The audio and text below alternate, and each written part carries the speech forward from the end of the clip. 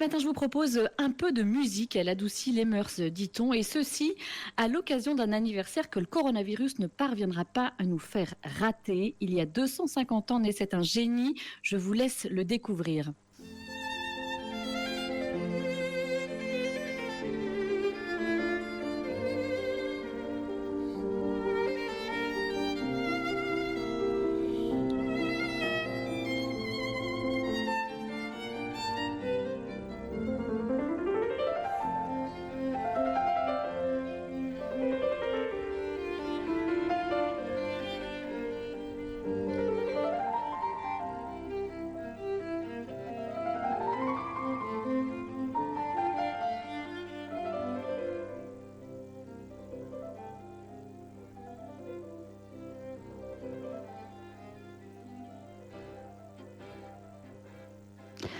Ça va tout de suite mieux après ça. Je ne sais pas si les plus mélomanes d'entre vous auront reconnu. Je vais accueillir mon invité. Il va nous présenter cet extrait. Bonjour Serge Chauzy.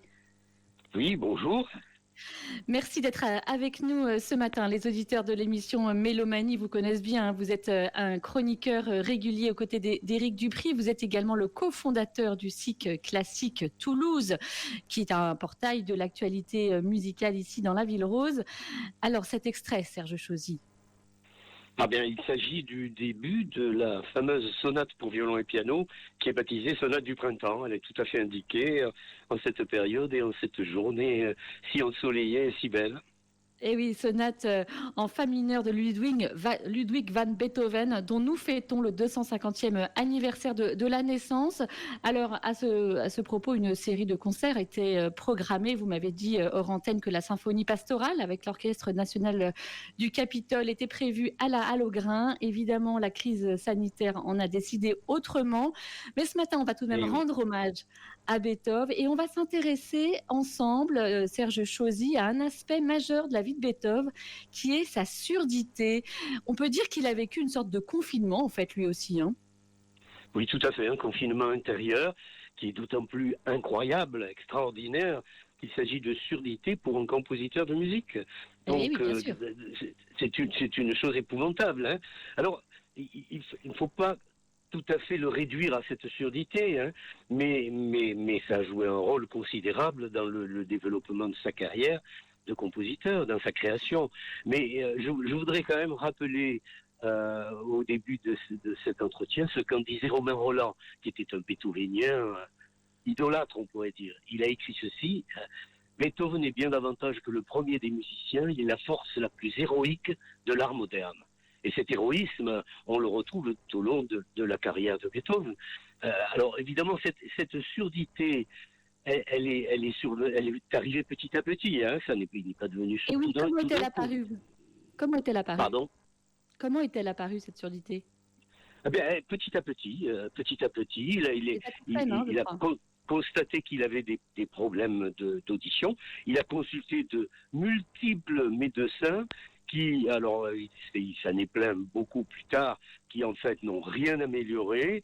Il a essayé de se faire fabriquer des appareils pour pouvoir entendre un peu mieux. Il a pris des drogues, enfin bref, rien n'a amélioré cette surdité épouvantable, au point que il y a eu une année bascule pour lui, qui est l'année 1802, et il avait donc 32 ans, et là, il a voulu mettre fin à ses jours.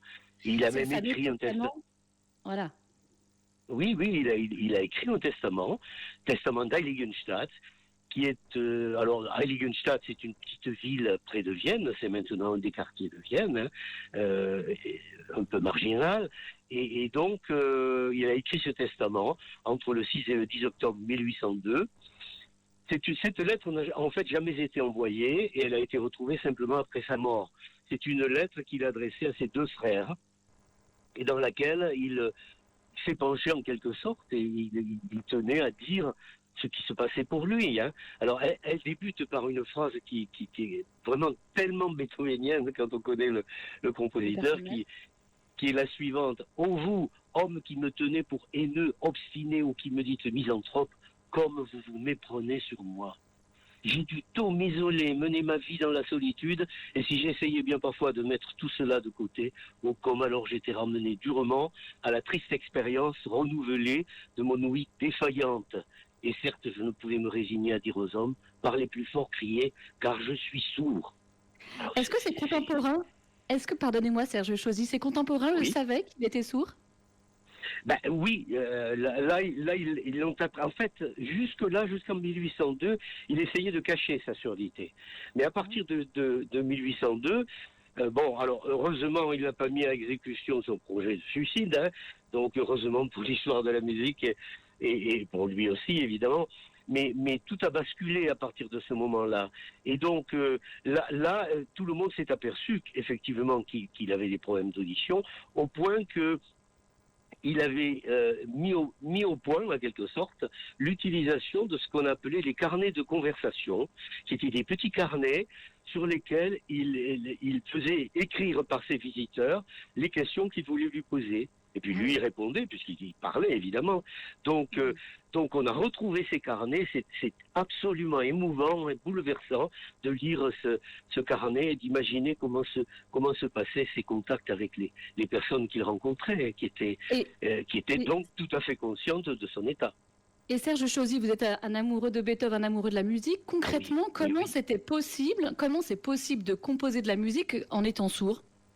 Eh bien voilà, c'est un grand mystère, mais comme il n'est pas né sourd, disons qu'il avait toute une structure musicale de composition. Ben, la musique, c'est aussi des mathématiques, hein, c'est aussi bon, toute une série de structures qui supportent l'expression musicale. Et donc, ben oui, c'est possible. Et c'est d'autant plus incroyable que même sourd, et même complètement sourd, parce qu'à partir de 1820, il a été complètement sourd. Hein, il a été complètement isolé de tout le reste de la société. Et pourtant, il continuait à jouer du piano, à diriger les orchestres, à interpréter ses propres œuvres. Donc, on se demande comment il pouvait faire. Et pourtant, il le faisait. Hein, donc ça s'est passé de manière, j'allais dire, presque naturelle. Je mets des grands guillemets. Là, il a continué à produire et à créer. Et à créer doublement presque. Hein, son confinement à lui a été très bénéfique, prolifique. Vous dites qu'il y a eu une bascule après ce testament d'Heiligenstadt qui marque donc le moment du désespoir et puis finalement la renaissance bascule. Oui. Est-ce qu'on peut dire que sa surdité a d'une certaine manière sublimé son œuvre? Oui, peut-être. Hein. D'ailleurs, à la suite de ce testament, il a écrit un violoniste ami à lui, qui s'appelle Wenzel Krumpholz, il lui a écrit « Je suis peu satisfait de mes travaux jusqu'à présent. À dater d'aujourd'hui, je veux ouvrir un nouveau chemin. » Et effectivement, c'est ce qu'il fait, puisque en 1803 est créée sa symphonie la plus révolutionnaire, la 3e, symphonie d'Héroïque, hein, donc, et qui vraiment bouleverse, révolutionne complètement l'écriture symphonique de l'époque. Hein. Et donc, c'est à partir de ce moment-là que tout change et qu'il devient une sorte de compositeur révolutionnaire, en quelque sorte. Puisque, excusez-moi, révolutionnaire, il l'était même sur le plan social en quelque sorte. Il méprisait la hiérarchie et alors il a écrit notamment une phrase qui est restée gravée dans les rubriques au prince Lichnowsky, qui était un prince qui le soutenait. Il lui a écrit ceci: Prince, ce que vous l'êtes par le hasard de la naissance. Ce que je suis, je le suis par moi. Des princes, il y en aura des milliers, il n'y a qu'un Beethoven. Donc, on voit la conscience qu'il avait de sa valeur. Mais oui. Mais c'était pas de l'orgueil, c'était vraiment de la conscience, on peut le dire. Hein. A posteriori, on se rend compte qu'il avait raison. Et alors, pourquoi vous dites qu'il a révolutionné la musique de son époque? On va le resituer tout de même. Il a d'illustres prédécesseurs. Hein. On parle de Mozart, d'Haydn. En quoi est-ce qu'il s'en est démarqué? Eh bien, écoutez, j'ai l'habitude de dire que Beethoven est le dernier grand représentant du classicisme et le premier des compositeurs romantiques en même temps. En fait, il est l'héritier des compositeurs comme Gluck et surtout Haydn et Mozart. deux personnages qu'il a rencontrés. Haydn, il l'a non seulement rencontré, mais Haydn a été son professeur. Donc il est l'héritier du classicisme, absolument. Et Mozart l'a même rencontré. On pense qu'ils se sont rencontrés, que Beethoven a joué pour lui, et donc il a surpris Mozart, qui était jeune, hein, très jeune. Mozart est mort à 35 ans, donc... Donc, Beethoven lui a joué ses compositions, et Mozart a même dit à un ami qui était présent, faites attention à celui-là, il fera parler de lui dans le monde. Donc effectivement, vous avez raison, c'est l'héritier du classicisme, mais il a renouvelé le langage. Parce qu'il y a intégré non seulement des éléments techniques, c'était le champion de la variation sur un thème, il a écrit des tas de variations sur thème, enfin c'était la technique, mais surtout il a renouvelé en quelque sorte le pouvoir expressif que porte la musique. Et on peut dire que dans sa musique, on trouve les sentiments, les expressions les plus extrêmes, de la douceur, de la nostalgie, à la colère, à la révolte. C'est donc un musicien particulièrement expressif, on peut dire. Est-ce que c'est de la musique, alors pardon pour les amateurs évidemment, de la musique de sourd? Est-ce qu'on sent sa surdité dans sa façce de construire sa musique? Ah non, pas du tout. Non, pas du tout. Vraiment pas. Ah non, et ce qui est aussi impressionnant, c'est l'influence qui a été la sienne sur la suite, sur les compositeurs qui l'ont suivi. Il a même inhibé certains compositeurs, comme Brahms.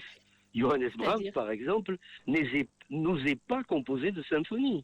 Il avait trop peur d'être comparé à Beethoven. Et donc, il a attendu l'âge canonique à l'époque de 41 ans pour composer sa première symphonie, pour oser composer sa première symphonie, ce qui est tout de même incroyable.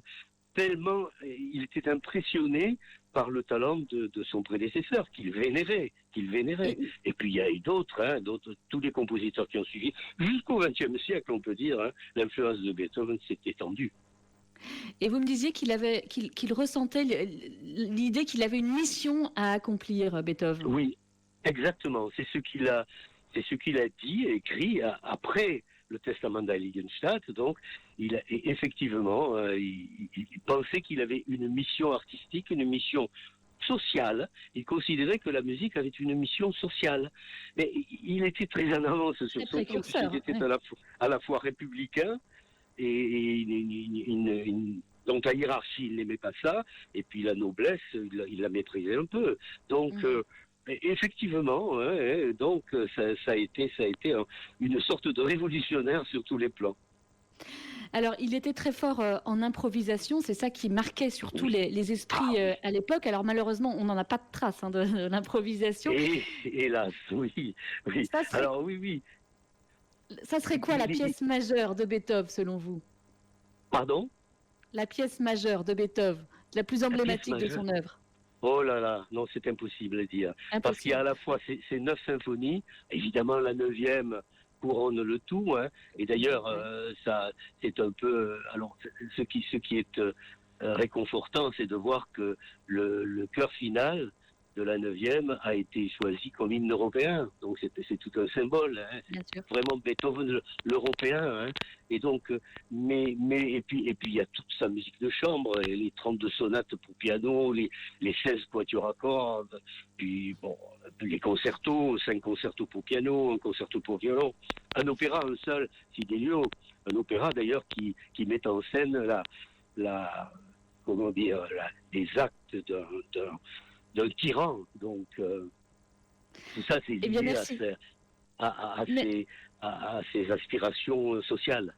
Merci beaucoup, Serge Chauzy. Vous êtes animé de Beethoven. On le sent, vous nous l'avez fait revivre. Grâce à vous, on voit que le confinement, son confinement à lui, a été très bénéfique pour nous, pour nos oreilles. On vous retrouve aux côtés d'Éric Dupri le vendredi à 19h dans Mélomanie. Et puis, on va guetter les informations du site classiquetoulouse.com pour voir les prochains événements, j'espère, cette année, qui rendront hommage à Beethoven. Merci à vous. Merci.